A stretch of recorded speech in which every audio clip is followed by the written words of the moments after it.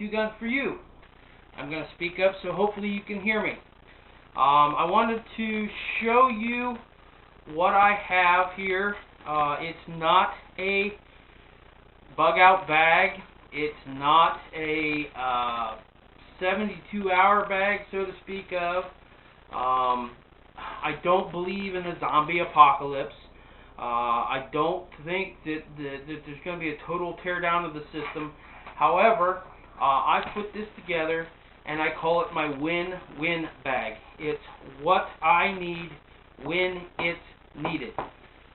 There are so many things in here that would be considered prepper or survivalist, and I have done some research on YouTube and the web, and I think I've hopefully picked the best tools for the best price. This was not cheap, but I ended up buying everything new. This would probably be substantially cheaper if you got used. Most of my stuff is military surplus, but it is new, unissued. So let's get into it right away. This is my knife. It's the Schrade. It's a good thick steel. It can be used for batoning, survivaling, whatever. But it is my go-to knife for large objects. That is a really nice knife for the price point. Next was I got this at a real good price at Walmart. They were closing them out. I ended up getting it for less than 40 bucks. It's a good little tool.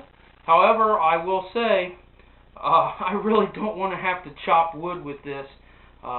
That's a job. It's a good, sharp little tool. I don't want to end up chopping with this. This makes it a little easier. But if it's anything over about 2 or 3 inches, that's a job. On over here, on the other side of the bag, is a shovel. These are kind of hard to get. It's the Chinese shovel. It's heavy duty. It's well made. And it's got a lot of multi-tool functions on here. I actually had to get this from China. I ordered it on eBay, but it actually came from China. In the front here is my fire kit. As you can see, I got a starter. I have some cotton balls that are soaked in petroleum jelly, Vaseline, and so they start rather easy. It's all wrapped up in a bandana that's orange for signaling or whatever I would need to do if I want to be seen. Over here then, on this side, is similar. It's a red bandana, and in the red bandana I've got a high quality GSX flashlight. It is a bright sucker. But again, it's in a red bandana in case for some reason I want to be seen. I'm going to go ahead and leave that out. Then we get to our pouches. In the pouches here, this side is, I got a pretty good chunk of cordage there. I got a small pair of binoculars that I can get to pretty quick if I need to. There's a little bit of light for night, again, for signaling at night if I want to be seen. And then there's, if I get cold at night, I can just pop one of these guys open and warm myself up in a few minutes. And then there's an emergency blanket. As you can see, this has not been used.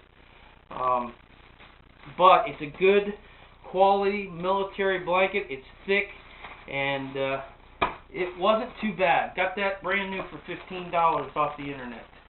The second pouch here is my med kit. Got this at Walmart. Do yourself a favor, don't go back to the camping section because they have a smaller kit than this, but it's more money. Go up to the pharmacy area and look around, and you can get this larger kit for actually a few dollars less. It comes with just a ton of stuff I've added to it. I've got a small pair of scissors. I've got a little Swiss Army knife. It's got just a ton of little tools on it. A big safety pin. I don't know if I mentioned the hemostats, but there's hemostats. I got zip ties, toothbrushes, tape that sticks onto itself, but not you. That is for the med kit. And that wasn't too god-awful bad. I'm thinking I paid like $15 for that guy. The third pouch is a pair of gloves. And I have cut the fingers, the index finger out of each one, so in case I need to do some delicate work.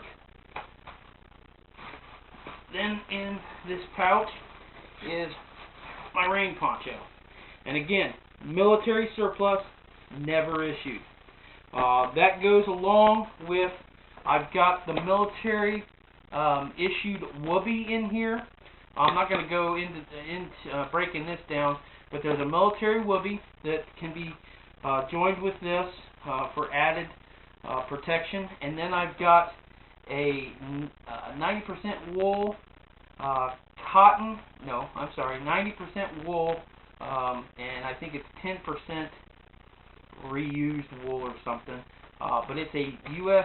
Navy blanket, so it's bigger than the Army blanket, because the Navy, you know, obviously you've got more room on a ship, and you don't want to haul that stuff around if you're pounding the ground.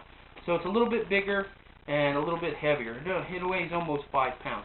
And then I've got, alright, I'll break into it. And then I've got, and this is the, by the way, this is the MSS bag, and I've added it onto the Alice pack. But then I got like a $4 cheapy Gander Mountain, this little pillow, and that comes in handy.